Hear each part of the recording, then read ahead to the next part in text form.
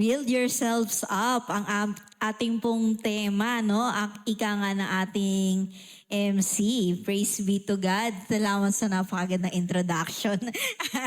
Yon, no? Actually, no, ito pong topic na ito, matagal na po nating pinag-usapan. Nung January pa po, right?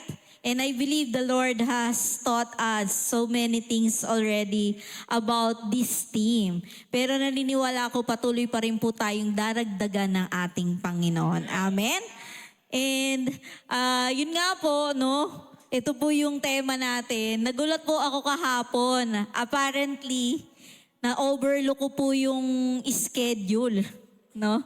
And nag-chat sa akin si Ate B, ikaw ang preacher, madam. Ha?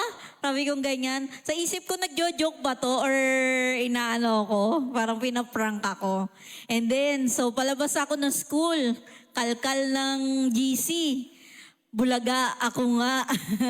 So, sa labas ng school, ano na yung utak ko? Sabi ko, naku Lord, ano to?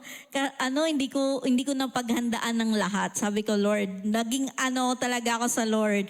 And tinatawagan ko si Pastor P, hindi ako sinagot. Hindi ako sinagot. Grabe. Ang isip ko noon, may lesson pa akong gagawin kinabukasan. Tapos ito, sabi ko, kakasya ba yung oras ko ngayong gabi para gumawa ng lesson? Pati bukas na, ganinang maga para dito. But praise be to God, habang pauwi ako, talagang pala yung pray ko. Sabi ko, Lord, tulungan mo ako rito. Hindi ko to, kayang mag-isa. Gasa nakauwi, nakakain, nakagawa na ng lesson para sa school, ito wala pa. And then, pagpasok ko po ng kwarto para magtiklop ng aking sinampay para mailatag ang higaan. Yun, salita na si Lord. Sabi ng Lord, how do you build yourself up when you are in the storm? No? So, sige po, tayo po muna ay manalangin. Hallelujah. Thank you, Jesus. You are good, O God. Father in heaven, minsan pa, Panginoon, naririto kami sa iyong harapan, patuloy na papakumbaba sa iyo, patuloy na lumalapit sa iyo, patuloy na ninanais kang makapiling, maranasan, Panginoon, makasama, Panginoon. Alam po namin, Panginoon, na this night, Lord, sa mga ituturo mo po sa amin, Lord, ito po ay para sa aming kalalago. Lord, buksan mo po ang aming mga puso, ang aming mga kaisipan towards your word, towards your promises, O God. At patuloy po namin itong mahakbangan, malakaran, Panginoon, at mapagtagumpayan sa aming buhay.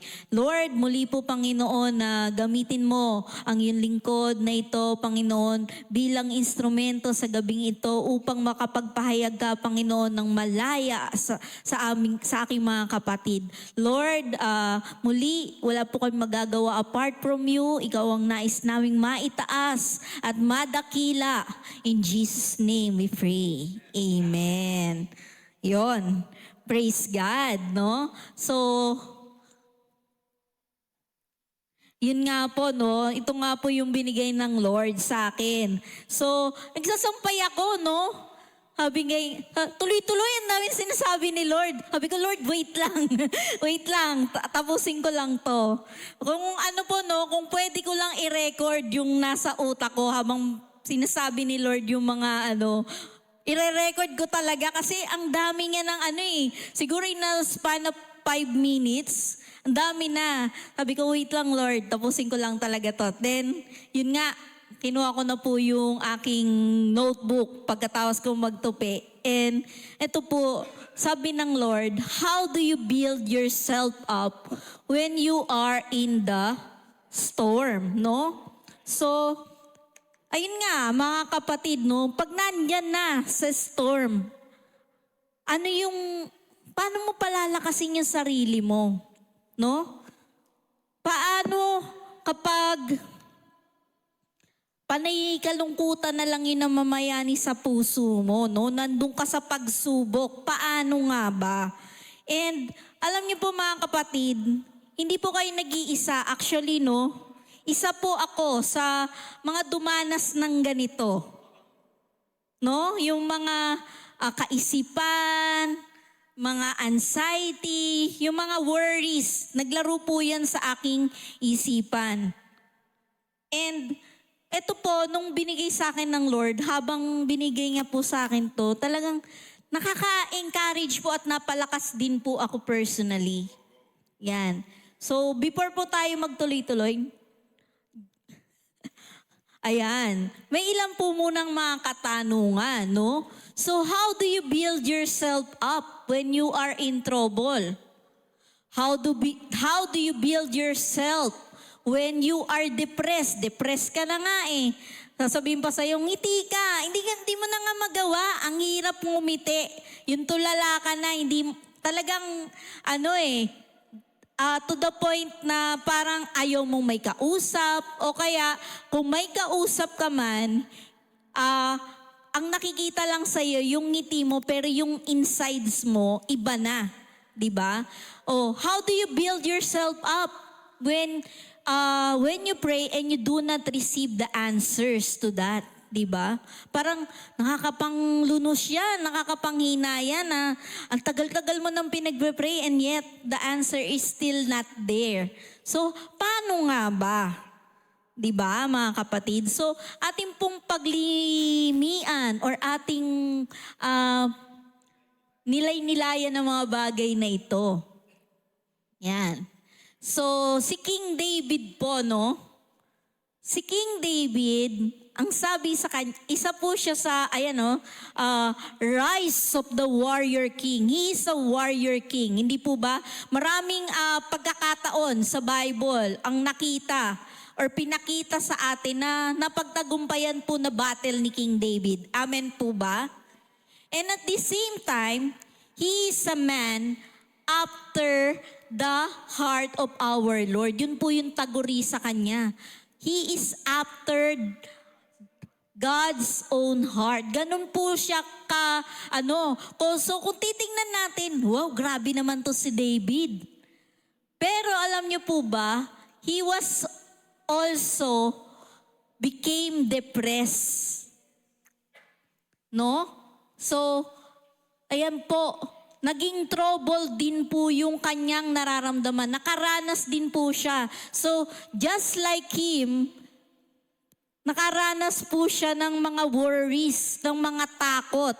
Sabi nga po dito sa Psalm 6, 1-7, ayan po, ating pong basahin. To the chief musician with string instrument, on an 8-string harp, a psalm of David, O Lord.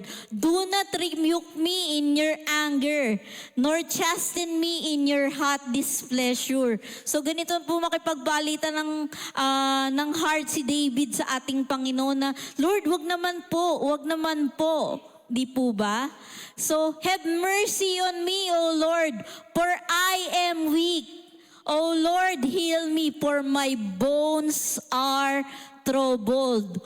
My soul also is greatly troubled. So, hindi lang yung physical niya yung nakakaranas. At the same time, yung kaluluwa niya, iba na yung nararanasan niya, no? But you, O Lord, how long? So parang nandun na nagtatanong na siya, Lord, gaano ba ito katagal? Nadadanasin ko to, no? For some of us, maybe, sobrang tagal na po yung nararanasan na trouble. Na parang minsan nga, parang isang araw pa lang, hindi ba matatapos to? Parang ganun na parang feeling natin napakahaba na. And ito po, same din, si David, tinanong niya. And sabi niya, return, O Lord, deliver me. O save me, your mercies, for your mercy's sake. Ipagtanggol mo naman ako, Lord, ayon sa iyong awa. For in death there is no remembrance of you. In the grave, who will give you thanks? Sabi nga ni David, Lord, pagpatay na, sino pa magpapasalamat sa iyo? Wala na, definitely, yung mga buhay lang ang makakagawa nito. Sabi ni David, I am weary with my groanings. All night I make my bed swim. I drench my couch with my tears. So sobra na po yung pagluha ni David, ano? Kasi sabi nga niya, yung higaan niya, nagsiswimming na sa luha niya. So gano'n na po yung katindi yung pag-iyak niya. Ganito na po katindi yung nararanasan niya. So masasabi natin na hindi po biro. Amen po ba? So same thing with us na may ganun pong nararanasan. Sabi ganyan, my eyes wastes away, sabi ni David, because of grief. Sobrang lungkot na po niya. Yung mata niya, feeling niya, tumanda na siya. It grows old because of all my enemies. So siguro hindi lamang yung enemies na physical ang nagtotrouble kay David. Marami pa po siyang isipin. Kasi hari nga po siya ng Israel during at that time, no? Kaya mapapansin po natin, sila man, itong mga great men of the Bible, ito nga, no, after the heart of our Lord, di ba? Pero nakaranas nito. So, ibig sabihin pala, hindi pala exempted, no? May mga dumadaan sa ganito talaga. And aside from David, there are so much more, no? Andyan. So, sino po yung unang picture? Si Job. Yung pong pangalawa,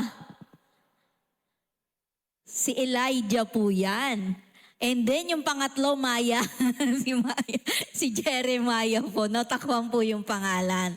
Ayan po, no? So, tignan natin yung, yan. So si Job, ano po ba yung sinapper niya? Ano po yung mga naranasan niya?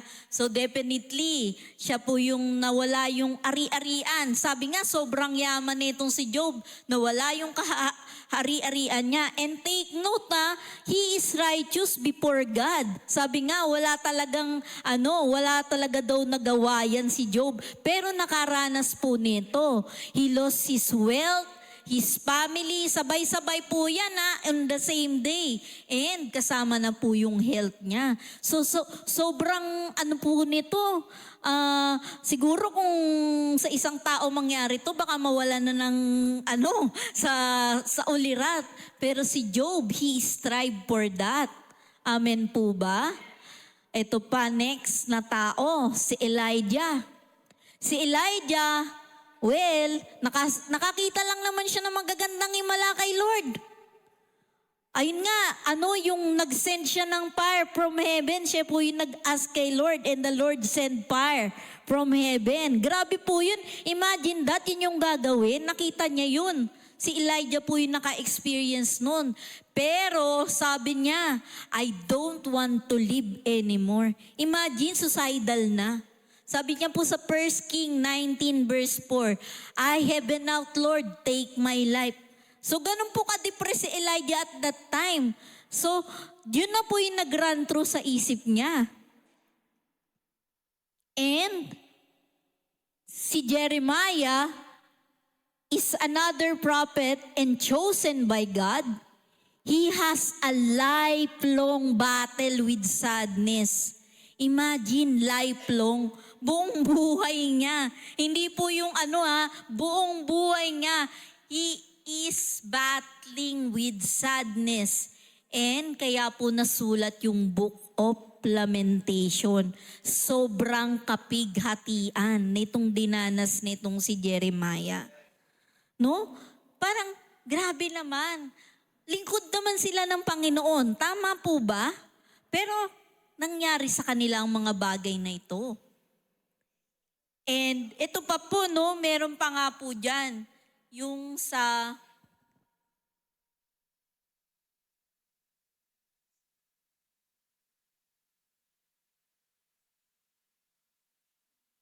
next.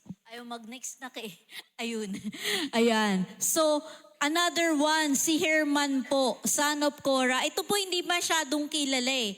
Pero he wrote Psalm 88. Kung nabasa niyo na po yung Psalm 88, ang sabi, that was the most darkest part ng Bible kasi sobra yung pangyayari. And si Herman, he cries out to God na, Lord, inabandon mo na ba ako?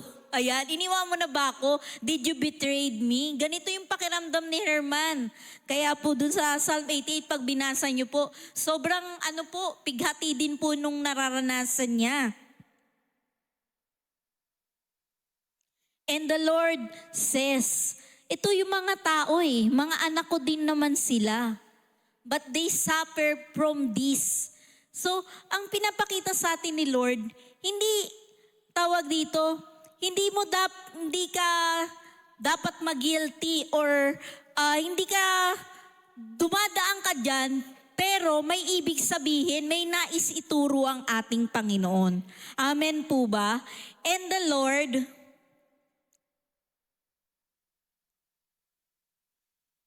ayan po pala yung sa Psalm 88 verse 5. Hindi ko napansin. Sorry po. Ayan po, no? Sabi po doon, adrip among the dead like the slain who lie in the grave, whom you remember no more, and who are cut off from your hand. You laid me in the lowest pit, in darkness, in the depths. Your wrath lies heavy upon me, and you have afflicted me with all your waves. Sabi po ni Herman. No? So ganito po yung naranasan niya. So sabi nga ng Lord, kung sila man nakaranas ng depression, tayo man nakakaranas ng mga trouble na to, no, it's not yet the end, mga kapatid. No? Parang si Elijah, na nag-wish pa or nagsabi pa kay Lord na, Lord, take my life. Na minsan na ganun na yung kaisipan Kaya nga yung ibang tao, lalo na yung wala sa Panginoon, tinutuluyan na yung sarili. Pero tayo mga kapatid, meron tayong Diyos na pinaglilingkuran. Amen ba? So hindi pa tapos ang laban. Amen? So ang sabi ng Lord,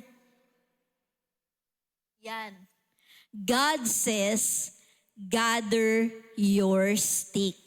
So when you are in the storm, to build yourself up, gather your stick. So ano kaya yung sticks na yan? Sabi ko, Lord, ano po ba yung stick na yan?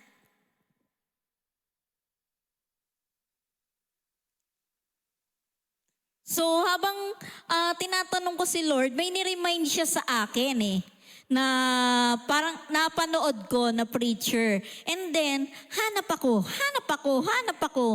Hanggang sa iba po yung mga nakita ko dahil hinahanap ko po siya doon sa mga sinulat ko. And sabi niya, some fire, He keep you from. So may mga fire na mararanasan ka sa buhay mo. May mga storm na mararanasan ka sa buhay mo. Pero, parang ikikip ka niya doon. Instead na daanan mo yun, hindi ka dadaan doon. Pero there are some fire that He walks you through. Ibig sabihin, sasamahan niya po tayo doon. Amen po ba? Naalala ko po dyan sa takbo na yan, si Shadrach, Meshach, and Abednego. Kung naaalala niyo po sila po yung tatlo na dahil hindi sila sumunod dun sa pinag-uutos na sumamba dun sa tinayong rebulto para dun sa hari at para sambahin yun or i-worship yun, sila po ay pinatapon. And take note, 7 times hotter yung ginawa dun sa pugon na yun. Dun sila itinapon.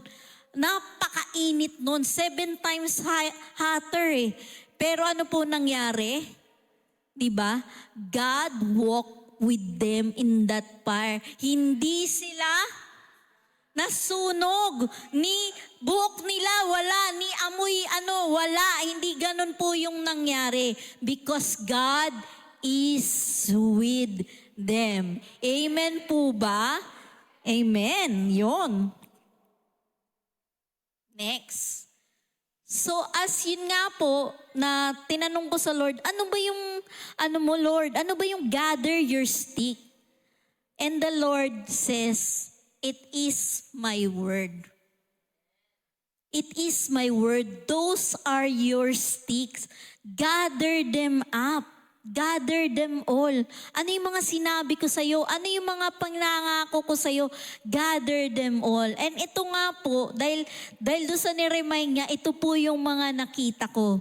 Ang sabi po ng Lord, for those who have been in the battle, I will fight for you. I fight my hardest just for you. I have given you my all. Fight this battle with faith. Remember, you are not alone. Remember, you can ask the mountain to move using the tiniest seed of mustard. Imagine, sabi ng Lord, gamit yung maliit na butil ng mustasa, mauutusan mo yung bundok. Bundok ng problema, umalis ka. Bundok ng sakit at kahirap, ng sakit at karamdaman, umalis ka. Mauutusan po natin. The Lord is reminding us with His word. Gather your stick, mga kapatid.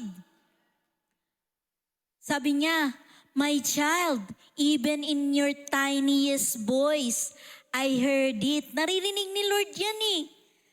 Use it to fight. Fight the good fight of faith.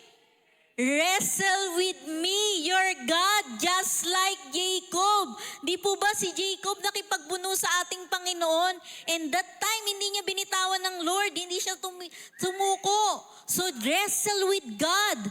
Do not let go. Do not stop.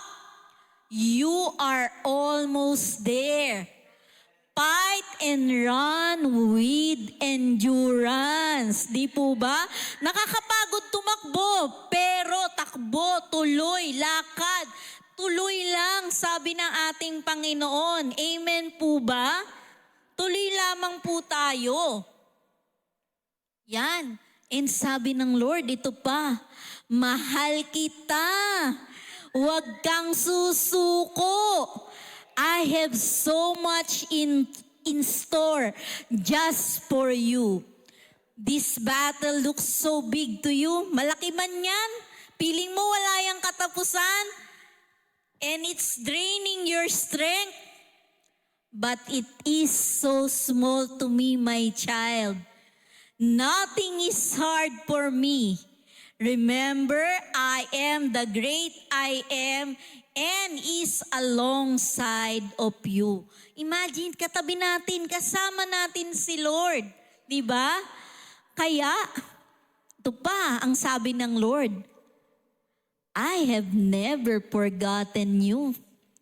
I am very close to you, more than you ever know. No? Gaano man, parang hindi maarok ng isip natin kung gaano ka-close eh. Pero sinasabi sa atin ng Lord, He is so close to us.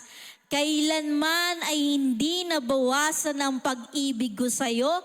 Kaya, cheer up, ngiti na kapatid, that battle is already been won.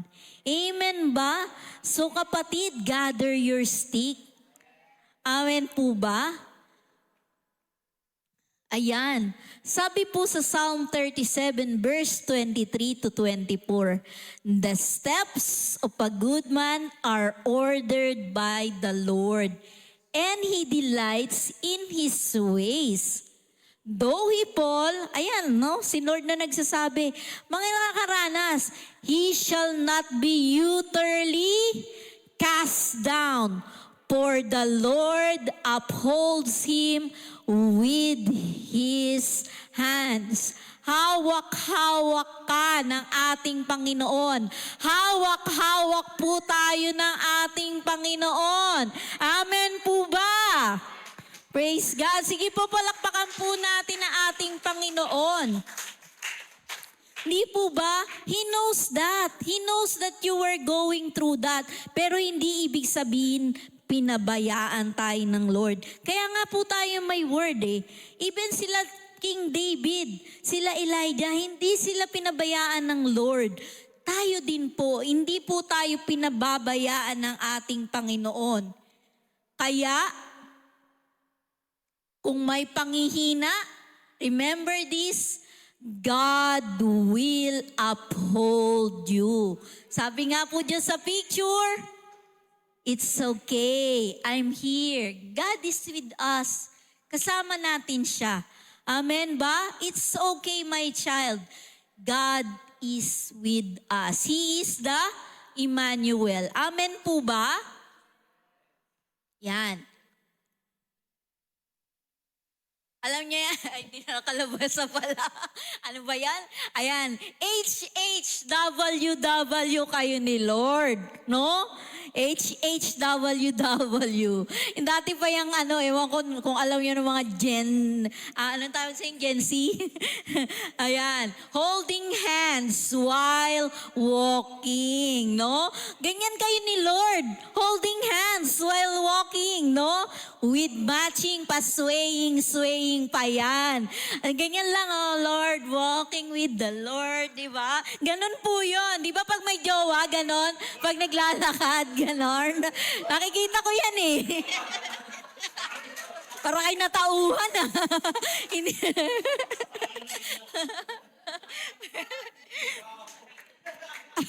Sample. Praise God. Pinasasaya tayo na ating Panginoon. Amen. So, sige, tuloy tayo. Ayan. So, as we gather the stick, we will forget the battle, but will remember God. Diba? Nag-gather mo na eh. Naalala mo, ay, ito pala yung sinabi sa akin ng Lord. Ay, ito pala yung word niya sa akin. So, sino yung naaalala mo? Si Lord na. Nakakalimutan mo na you are in the midst of the storm. You forget na yung battle. You forget the sadness. You forget the troubles. You forget all the anxieties that the enemies are throwing into you. Amen? So, ayan. Gather your stick. Pakisabing mo nga sa katabi mo. Yun. Yan. Next. Ayan. Ay, liit pala. Ayan. So sabi dito, no, minsan nalapit tayo kay Lord, tinatanong tayo ni Lord, hey, how are you? Tapos sagot mo, I'm okay, Dad. I should be grateful. Parang, pa minsan yung natin eh, okay lang ako, Lord, okay lang ako. Okay lang ako, pero not okay naman pala talaga. Hindi naman pala okay. Pero sabi ni Lord, I know you're not. Alam ko, hindi ka okay. Kaya, anong gagawin mo? Lapit ka to the one. No? And iyak lang sa ating Panginoon. Nakaready naman siya na tayo ay laging yakapin at palakasin. Amen po ba? So, ganyan si Lord. Ganyan niya tayo kamahal. Ganyan siya kabuti. Amen po ba? Pasensya na po kayo kung cartoonize. Yun na nakaka-touch pa rin ng heart. Pag naalala ko na ganito pala magmahal talaga si Lord. Next. So, ayan po, another sticks. Sabi po ng Lord, no? Nakalkal ko din po yan. Dito sa aking, that word from the Lord was written last November 4 pa, no? 2023. This is my evening devotion. Ang tawag, pagka sinusulat ko po siya, an evening session with God. Ganun po yung ko eh. Ayan po yung binigay sa akin ni Lord. So, sabi ng Lord, the opposite of every negative we encounter, there is our God, bigger and greater. Amen po ba? Alamin natin kung ano yung the opposite of every negative. Sabi ng Lord, next na, as we encounter hardship, we will encounter His blessings.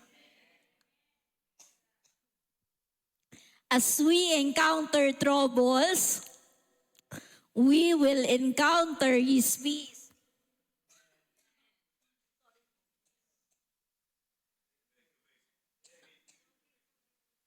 Nasa mid, ayun. As we encounter hurt, and pains, we will encounter His comfort and love. May katumbas pala eh.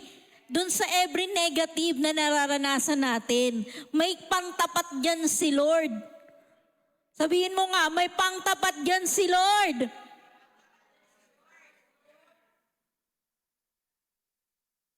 Diba? May pangtapat pala si Lord doon sa mga na-encounter natin. Ano pa? Next. As we encounter fear and doubt, we will encounter His faithfulness. As we encounter, tumalon, ako ba naglibad? Ayan. As we encounter lack, we will encounter His provisions. Diba? May kakulungan ka, pero may provision si Lord dyan. Amen? And next, sige po, palakpakan po natin si Lord.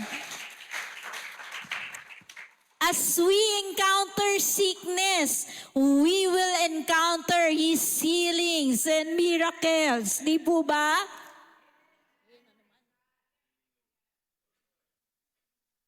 Di po ba?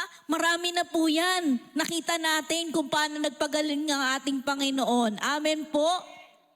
And as we encounter falling downs, yung mga kabagsakan and failures, we will encounter His lift and carry us up. Bubuhatin ka muli ng ating Panginoon. Di po ba? Grabe po ang ating Lord. Grabe. Amen po ba? Yan. Sabi nga po sa Isaiah,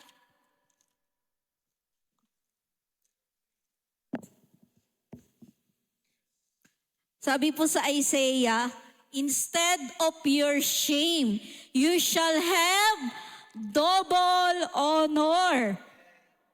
Di po ba?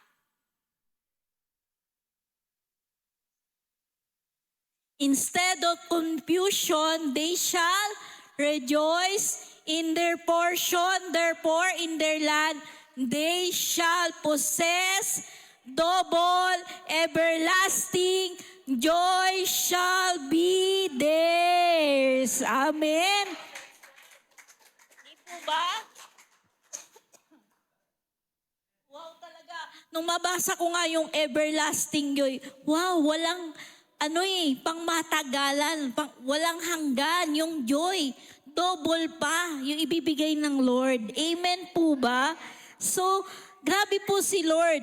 Minsan, sabi, ako, may moment pong nangyari, sabi ko, grabe naman tong kaaway na to, yung mga nilalagay sa kaisipan ko. Kasi pag nag-start na po ako mag-isip, sobra na po yan, tuloy-tuloy na po yan.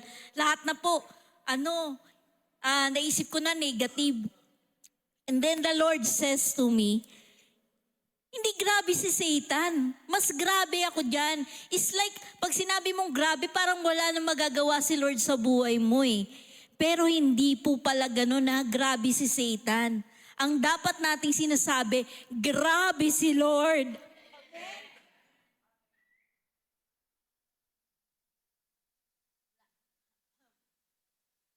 Grabe po ang ating Panginoon. Double portion pa. Ayan po, Sabi po dyan, next.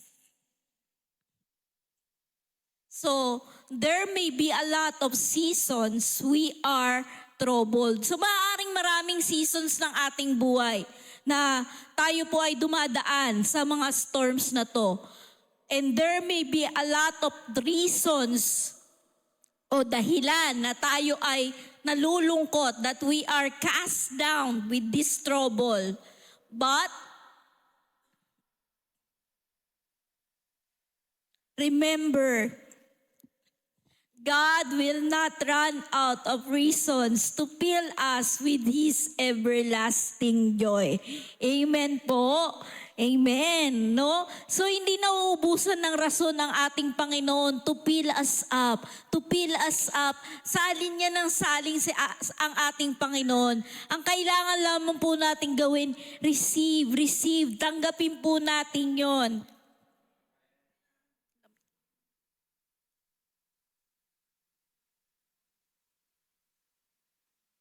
po. No? Next. So, another sticks. Kanina lang po morning. Kala ko tapos na nga po yan eh. Sa CR na po ako, maliligo, magre-ready ng pumasok. Then the Lord talked to me again. Naksama mo pa to. Sabi ko, wait lang Lord, bilis lang to. Paglabas ko ulit, pagkabihis ko, takbo na naman sa notebook. Sulat ulit. Fresh from the Lord.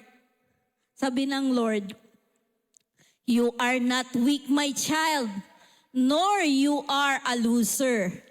To me, you are strong. To me, you are a champion. That weaknesses and trouble you experience are a redirection from me. Diba? Redirection lang yan ng Lord. Sabi niya sa atin. And ito pa. It is a new level of promotion. So get ready, for you will accelerate. Use those trouble as a pivot, because my child, you will definitely bounce back, no? Greater and higher. New wine, new blessings are ahead of you. Di po ba?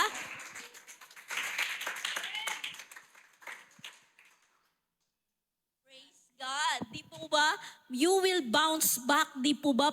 Bounce back, pero mas mataas and mas greater pa yung nais ibigay ng ating Panginoon. So gamitin daw natin yun parang starting point to bounce back yung ating mga troubles na to.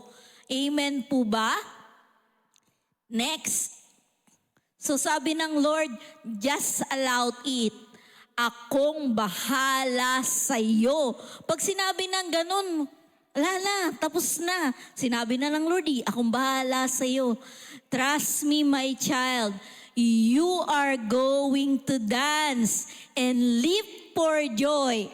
I am your God saying this to you. Massives are coming to your way. I will use you. Stay with me. Amen? Praise God. Ang ganda po nung sinabi ng Lord, no? Nakakataba ng puso. Actually, yung gabi pa lang po nung ginagawa ko yan, panayang iyak ko nung sinasabi to ng Lord eh. Though ang tagal na po nung yung word na yun, sabi ko, grabe naman si Lord magpalakas. Grabe naman si Lord mag-encourage. Grabe naman si Lord magmahal. Amen po ba?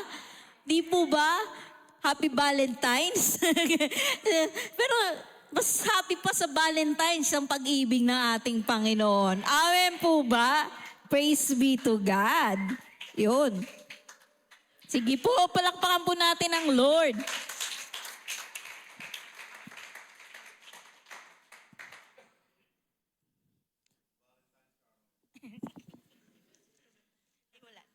So sabi po ng Lord, again, this battle has long been won.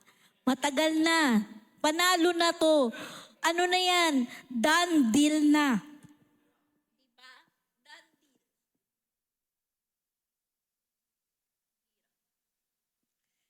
Diba, Sister Mean, pagka narinig mo na yung okay na yan, sarado na natin, magpipirmahan na. Ibig sabihin nun, close na yung deal nyo, di ba?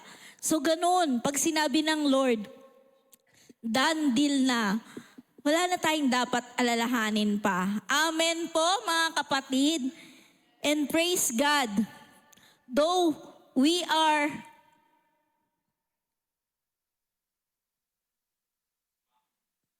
yan. Sabi po, no, hinanap ko talaga yung bounce back kasi sabi ng Lord sabi ganyan, to continue to strive. Yung pagpatuloy ka for success after experiencing something difficult. After mong maranasan yung sobrang hirap, pero yung bounce back, di ba? Yung pag-bounce back iba. Yung magko-continue ka, hindi pa tapos. Continue lang. Takbo lang, tuloy lang, move forward. Amen po ba? And that's how we gather our stick, no? Next, though our lives may look like this to other people, no. Sabi ng Lord, that storm, merong rainbow dyan pagkatapos. Amen ba? Meron at meron dahil may nakalaan si Lord sa atin na magaganda pang bagay. Amen? So, reflection. What attitudes do we have in facing the storm in our life? So pag ating pong pagnilayan, ano nga ba? Minsan sa sobrang lungkot na nga natin eh. Hindi po ako exempted yan.